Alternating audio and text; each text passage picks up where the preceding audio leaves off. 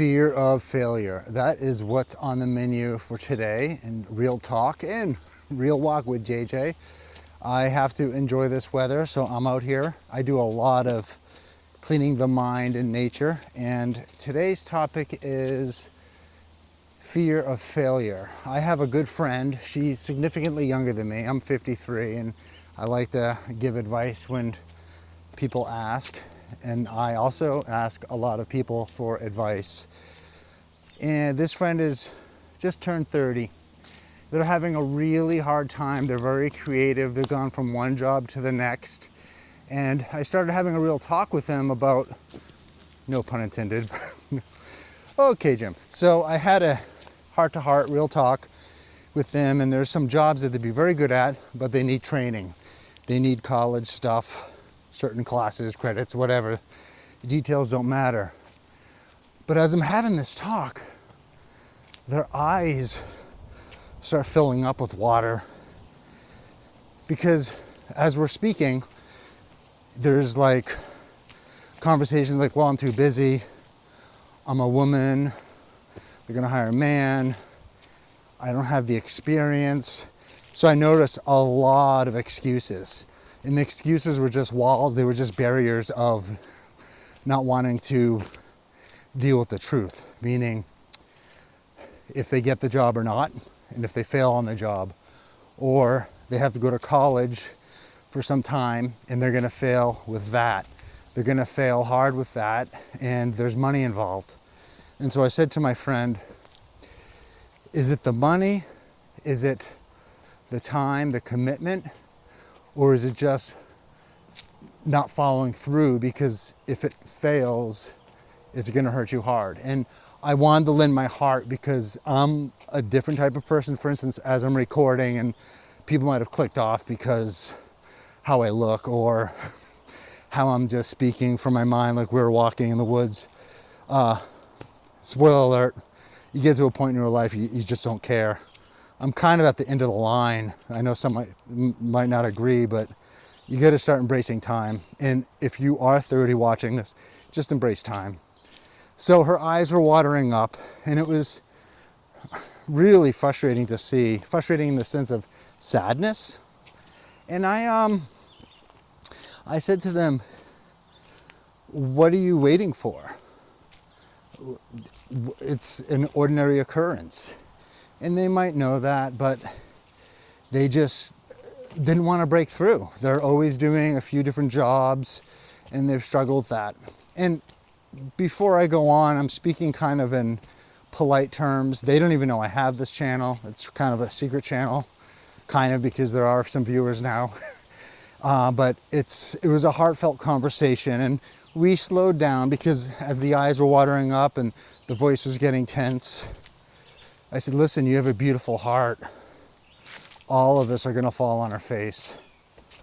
All of us. And it's what we call part of life and existence.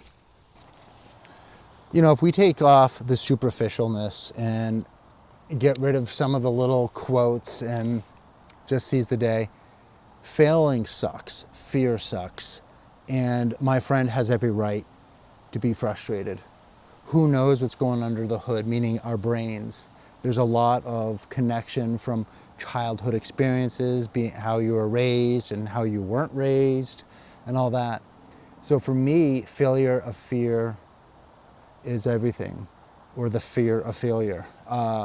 It hits really home, it hits personal. I am lucky that I'm 53. And by the way, in our society, we feel that age is not a good thing. That's too bad, because getting older has a lot of benefits. We get a lot of grace. What used to make us get frustrated or get headaches, now we chuckle. And I feel that way, but not always with failure. And I know why, and that's for another video. But I will mention this. I have, or had, a very big past with cycling, bike racing, pedaling. You don't have to be an athlete. But that's you don't have to be an athlete to understand the story, by the way, but it's a very intense sport. I was dedicated. I got a coach, had good equipment. I trained, I watched my weight. It was the only thing I could do to battle my obesity, because I was always heavy as a kid and I put more on, but I had a good run. 20 years was pretty lean and my blood pressure's still good.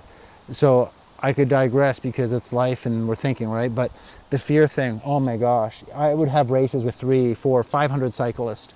And you know what? Only one will cross that line first. There is so much failure in that sport, so much burnout, kind of like YouTube, I'm noticing, which makes sense. And that's a side note which I do want to address. But cycling taught me so much. I'm so grateful for it, and it's so applicable to my life on what I'm doing now. I remember in cycling, every dog has its day, meaning that if you keep racing, you will do well in one of the races. And if I didn't have bad hips, I could have maybe won one, but there was one race years and years ago, it was on my birthday. It was probably a smaller pack, 100 guys, and they weren't playing very nice. One, a talented rider got off the front, which means they're no longer in the pack. They're gonna try to do the race themselves, which is very tricky to do. It's definitely poker and a gamble. Anyway, he did win. And in that race, I was following the energies of other racers, and I took the sprint and I won. And I say it because we all have to do better embracing our successes, because those successes need to be celebrated, because we know what failure is. And if we can't look failure right in the face, where are we going to be? If you can't embrace it, it's going to happen. And I remember that race was 3 hours away from my house, drive-wise. And I was driving home with the biggest smile, the biggest dopamine hit. I don't know, I've been racing for many years. And then I trained and I raced many years after that. And I had some good performances, but nothing like that. And you remember that. So we might, in my world, we might fail most of the time. But when you succeed, it's awesome. And why I wanted to share that story is, it's not my fault. So back in the 80s, I was labeled as learning disabled, dyslexia. And I would say for 25 to 30 years, that plagued me. It still does to an extent, but it plagued me hard. It basically said as a kid, failure. When I graduated high school, I remember this because I got like the learning disabled award. My good friend said, "You got the dumb award." And he was kidding. But what it was this person doesn't do well, but they keep trying. It was probably a beautiful message. Wrestle with it still at 53, right?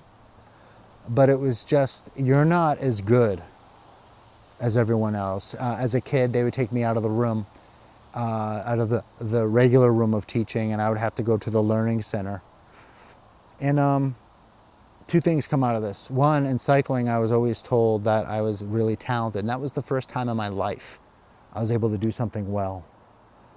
The other one was the world of music, and music's always been there for me. And it was just a safe haven. Whether I got a part quicker than someone else, not necessarily, but I loved it. I loved that I was different, but yet in that room, I was like everyone else. That's important to address because it's real deep fear. Yep, deep fear. Fear. Oh, all right, we'll cut that out maybe. So my friend that's only 30 with their eyes watering, I get it. I wanted to step in real quick. People who put you down because you failed, I know you can just say, screw them, you know, what do they know? But sometimes they dig. They go deeper. You know, it's workplace drama, boss, whatever it is, relationship. You have to know that you are strong enough, and you trying speaks volumes. It sucks, but you have to protect your peace, like I said in another video, and you have to find happiness. You have to find happiness through the dreams you want. And if it's something that you want to do, a new job, a YouTube channel, hobby, or part-time, full-time, whatever, you need to do it, because fulfilling those dreams is a success. We don't know how long we'll have on this planet. So what's really important is to try not to have regrets. We might, but we have to look within why. But if it's stuff that we control, just get on the bike, right? Get on the bike and pedal and try. I'll leave you with this, YouTube-wise. I've been getting a lot of emails. I love your content, sir. You're so talented. I can help you with your views. Your views are low. Fear tactic, your views are low. Well, there's quality. There's someone else on the other side of their computer, phone, whatever gadget, that maybe they're enjoying it. Maybe it's helping them through a tough day. If we just chased views, then YouTube will chew us out, just like in those bike races. So I blocked those people and I switched my email, because if your email is linked to that YouTube account and Gmail, it's an easy way to hack. Maybe most of you know that, but I'm glad I figured that out. I'm very intense right now, but I'm going to mumble less. Dance with your failures and your fears. I'm still upset on how I was labeled and how I couldn't do things. And now I'm okay if I can't say something quickly or misspell, or I can't do math well. Because it's not anyone's fault if you fail. It's someone's fault if you haven't tried to fail. And that's where I'm going to end it. And if you're still here, my son, if you ever watch this, I love you. And you're only 10 now. But Dad tries his best. I recorded this on Father's Day. My son was adopted, fostered, 2 days old. Miles, you have a lot of love. Be good to yourself. Don't give up.